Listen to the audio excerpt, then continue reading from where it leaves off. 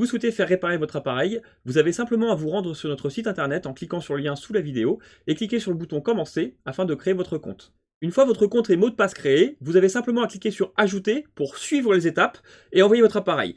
Lorsque la demande est créée, vous pourrez cliquer sur Mon tableau de bord et suivre l'avancée de votre appareil. Afin de connaître les tarifs, vous pouvez simplement cliquer sur Tarifs sur notre site internet et choisir votre appareil selon la liste.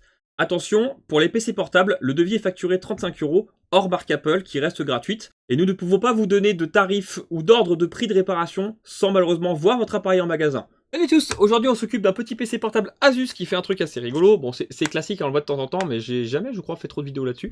Je l'allume du coup, et voilà ce qu'il se passe. Il reste bloqué sur le logo Asus. Vous pouvez attendre un bon petit moment comme ça, mais il restera bloqué. Donc attendez une journée, 2 journées, 3 journées, ce que vous voulez, ça restera bloqué comme ça.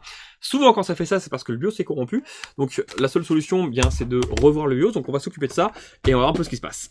On est donc sous la carte mère. Là, je me suis mis tout de suite sur le petit BIOS que je souhaite dessouder afin de reprendre son petit programme interne et le reprogrammer. Alors, il n'est pas toujours obligé de les dessouder, mais j'aime bien le faire. Comme ça, on n'a pas de souci au niveau sécurité d'écriture ou autre, parce qu'on peut mettre des pinces des fois par-dessus, mais c'est pas toujours super efficace. Moi, je préfère les dessouder, au moins on est sûr de ce qu'on fait.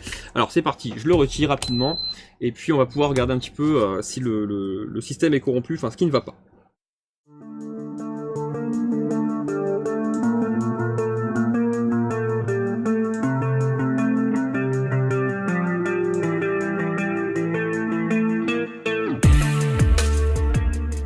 Maintenant que le BIOS est dessoudé, je l'ai mis dans mon petit programmeur. Donc là, je vais passer sur le PC. On va lire le BIOS avec mon petit logiciel du programmeur. Et c'est là que ça devient intéressant. On va voir ça juste après.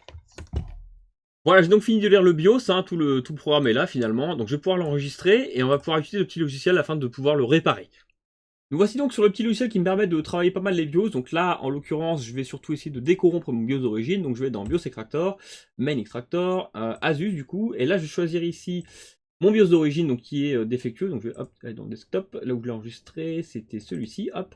Je vais prendre du coup ici un BIOS que j'ai téléchargé sur le site d'Asus directement, donc un BIOS propre entre guillemets, auquel j'ai déjà extrait tout ce qu'il me fallait, on va dire, donc toutes les régions, etc. Donc il est déjà sorti, il est caché où il est là, du coup, paf, voilà. Et là je vais faire Repair Original File, tout simplement. Tac, il va faire son petit travail, et paf, il m'ouvre du coup le BIOS Asus Repair, donc en gros celui que je viens de sortir. J'ai plus qu'à le réinjecter dans mon petit programmeur avec le petit BIOS la puce, et le ressouder sur la carte mère, et techniquement, on devrait avoir un PC qui redémarre. Voilà, je l'ai remonté rapidement, on va du coup faire un petit test. Hop, donc là j'ai rebranché la batterie, j'ai remis le capot, j'ai pas remis les vis encore, mais dans le principe, voilà, il est en train de démarrer.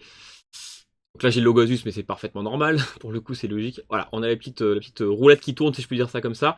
Et je vais peut-être cacher, parce que je sais pas s'il y a une session. J'attends un tout petit peu. Ouais, j'ai une photo, alors je vais faire en sorte, je sais pas si je peux, voilà. Je cache le nom, mais bref, j'ai bien démarrage, donc il n'y a pas de souci, c'est ok. Donc voilà, là c'est vraiment très très simple. Donc on va pouvoir passer à la suite. Je crois que j'ai une Switch ou deux, j'ai un petit Samsung, voilà, on va en faire 2-3 comme ça. Allez, on continue. On continue donc avec un Samsung A52 qui est tombé et depuis plus tactile. Alors, on aurait pu penser que c'était l'écran, sauf que l'écran est vraiment impeccable, il n'y a pas de casse. Bon, il y a le verre trempé qui est un petit peu abîmé, mais rien de bien grave.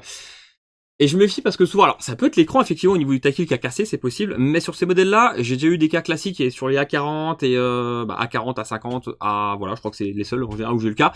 Il faut se méfier parce que les FPC, comme beaucoup le savent, en fait, ils sont fragiles et comme par le FPC qui est ici, on a la charge, on a le son pour le bas et on a aussi l'écran en fait. Tout ce qui est écran passe par une nappe qui va en bas. Je vais vous montrer quand j'aurai ouvert.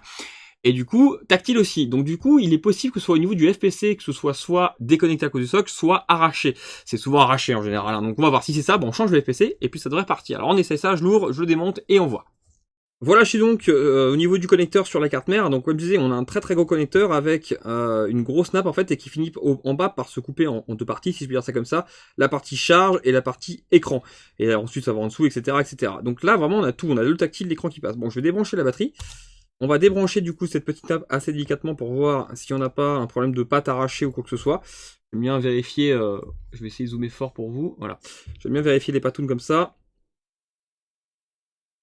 Et en fait généralement quand c'est arraché, alors je sais pas si vous le verrez à la caméra, mais en fait j'appuie sur les pattes avec ma brosselle de chaque côté et je regarde de l'autre côté si on voit pas un peu que ça se relève en fait, voir si c'est arraché ou pas. Et là honnêtement ça paraît pas mal. Il est possible simplement que c'était le connecteur qui était juste débranché, hein. Ça c'est bien possible. Et si c'est ça, je vais faire un essai, hein. Je vais le rebrancher puis on verra bien. Des fois avec le choc ça peut juste débrancher, hein. Ça peut arriver, c'est rare mais ça peut arriver.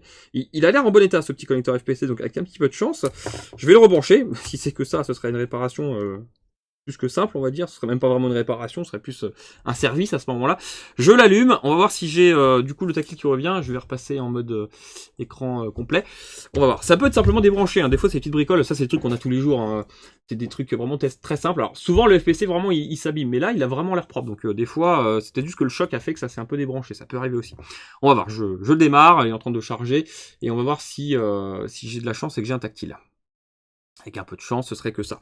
Ça pourrait, hein, franchement. Dans ces cas-là, ce que je ferais, c'est que je mettrais une petite mousse, parce qu'il n'y a pas de mousse dessus. Ça peut arriver que certains FPC, il n'y ait pas de mousse. Ça peut être bien d'en mettre une, comme ça, le plastique qui vient par-dessus rappuie bien, et ça fait bien contact, et en cas de choc, eh bien, ça ne recommencera pas. C'est tout bête, mais ça peut servir. Alors, est-ce que j'ai eu tactile? On va essayer de taper les trucs. Ouais, il vibre. Ouais, il a tapé, voilà, il a tapé les 2, là. J'ai essayé de refaire. 2, voilà. Et ben c'est parfait. Donc, il était juste débranché à cause du choc, je pense. Donc, voilà, on va pouvoir passer à la suite. Bon, là, c'était vraiment très simple. Mais bon, dans le pire des cas, j'aurais changé le connecteur FPC. Alors, ce qui m'a fait penser que c'était ça, c'est parce que vraiment l'écran était en bon état. Généralement, un téléphone qui n'a plus de tactile, c'est soit parce que l'écran il est fêlé, soit il y a plus d'image du tout. Enfin, on a vraiment un truc complètement éclaté. Et là, l'écran était vraiment impeccable. Je me dis bon, d'accord, il est tombé. Ça peut arriver que le tactile pète et pas l'écran. Mais là quand même, ça paraissait un peu gros. Alors ça arrive sur les iPhones qu'effectivement on ait l'image et plus le tactile quand ça tombe. Sur les Samsung c'est plus rare. Enfin ça m'est déjà arrivé je suppose, je sais même pas à vrai dire, je sais plus. Mais souvent sur les Samsung quand on a l'image, quand on a un écran qui est propre et en bon état, en général le tactile fonctionne aussi. Hein. Vraiment ça fonctionne de pair. Bon allez, je referme tout ça, je mets une petite mousse pour protéger par sécurité et puis ça repartira pour un tour. On continue encore une fois avec une réparation très simple et très classique, une Nintendo Switch classique qui ne lit plus les cartes SD, hein, la petite carte SD elle est dans le petit sachet là, elle ne fonctionne plus sur le lecteur. Le client a essayé de changer le lecteur dans un magasin de réparation mais ça marchait toujours pas, alors ça c'est le grand classique. En général, c'est le FPC, le petit connecteur qui s'arrache, un peu comme le Samsung finalement, mais version Switch, on va dire. Et puisqu'il me l'a emmené, il m'a demandé de poser une petite puce pour la craquer, parce qu'elle était déjà craquée à l'ancienne, fallait injecter le payload, etc. Mais c'est vrai que c'est embêtant quand on n'a plus de batterie, donc en gros, il m'a demandé d'en profiter pour mettre une puce. Donc c'est parti, je démonte tout ça. On va vérifier le petit connecteur FPC en premier lieu pour voir s'il n'y a pas une patte arrachée ou deux, mais en général, c'est ça qui se passe. On répare, et ensuite on pose la puce par-dessus, c'est parti. Voilà, j'ai démonté, alors j'ai sorti la carte mère. Généralement, je le fais pas pour des Switch, mais là, je l'ai fait parce que elle a pris l'eau, en fait, je vais vous montrer sous microscope. Donc quand j'ai vu ça, je me suis dit bon, pas terrible, faut quand même que je vois ça propre, on va dire. Voilà, ici on a des belles traces d'oxydation verdâtre, on va dire, entre deux condensateurs.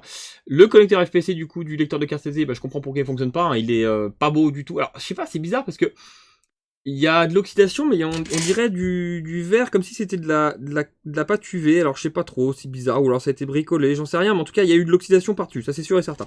Donc bref, quand j'ai vu ça, je me suis dit, il vaut mieux sortir la carte mère et faire ça propre plutôt que de bricoler un truc et puis que derrière on a des problèmes à cause de l'oxydation, de l'humidité. J'ai regardé de l'autre côté et elle est propre en fait, elle a vraiment pris l'eau un tout petit peu en fait de ce côté-là et c'est tout. Donc je vais en profiter pour tout nettoyer ici. C'est pas très grave, hein, parce qu'elle a démarré et fonctionnait, donc dans le principe je pense que si on change le petit FPC et puis qu'on nettoie tout, on sera tranquille. Mais voilà, par sécurité, je préférais voir ça au propre. Je vais retirer la petite mémoire, parce que je vais devoir chauffer un petit peu et autres, et comme ça on sera tranquille. Je vais nettoyer tout de suite, comme ça ce sera fait.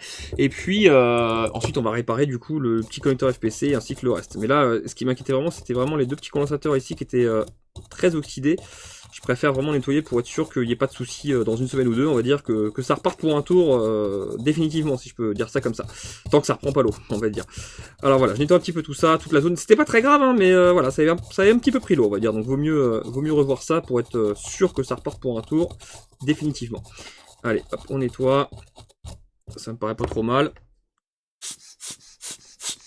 Donc le petit connecteur FPC de la carte SD, bah, il est pas si mal, on va dire, au vu de l'état. Il a vraiment pris l'eau sévèrement, en fait. Hein. Je pense que l'eau a dû couler par le lecteur de carte SD, puis ça s'est épandu un peu sur la carte mère. Je pense que c'est ça qui s'est passé. Mais il est pas si mal, on va dire. Il est pas horrible. Bon, je vais quand même le changer parce que c'est pas terrible, surtout qu'il y a de l'oxydation vraiment. Est-ce que j'arriverai à vous montrer? On a vraiment de l'oxydation entre les pattes ici, donc là c'est pas terrible. Mais le connecteur en lui-même, à part une patte en moins, c'est pas si horrible que ça, on va dire. Enfin, j'ai vu pire. Donc bref, on va le retirer, on va le changer, et ça va partir pour un tour. Allez, on fait ça.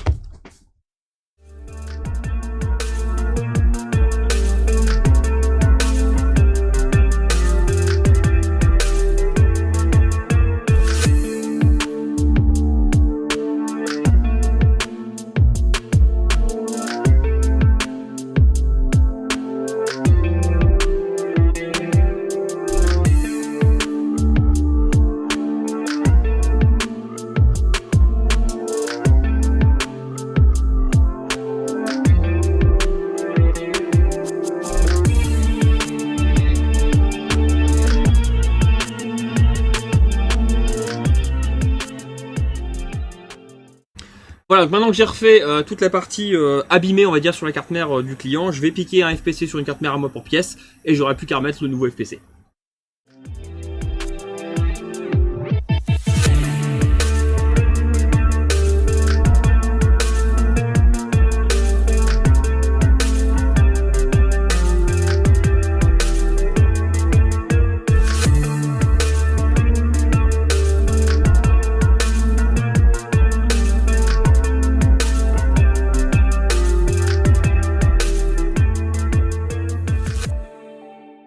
Voilà, maintenant que toute la partie nettoyage et changement de FPC SD c'est terminé, je pense que tout va fonctionner, hein, clairement. Je me pose pas de questions. Je vais m'occuper du coup de poser la puce directement en même temps. Je changerai le petit lecteur de carte SD parce qu'il est, il est oxydé aussi forcément de l'autre côté. Il est complètement HS, on voit bien qu'il est pas beau du tout. Donc je changerai en même temps. Et puis normalement ça devrait partir. Allez, je fais la puce, je remonte le tout en mettant un nouveau carte SD et normalement ça devrait être tout bon.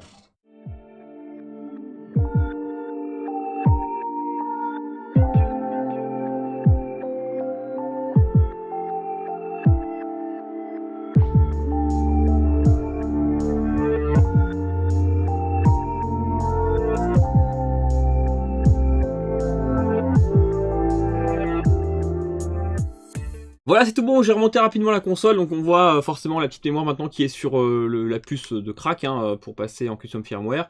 On a ici du coup le nouveau lecteur de carte SD, donc je vais tenter de la démarrer. Normalement, on devrait arriver sur petit logiciel, j'ai mis 2-3 trucs. Alors, j'ai pas pris la carte SD du client, voilà, donc ça fonctionne, on arrive sur le petit menu, c'est sympa. Hop, voilà, il me dit que tout est ok, ça a bien été configuré. Bref, la carte SD fonctionne vu que je suis dessus, là, y a pas de problème. Par contre, alors je vais vous montrer rapidement sous le microscope. J'ai mis mes cartes SD à moi parce que la carte SD du client était dans un état, mais alors j'ai jamais vu ça.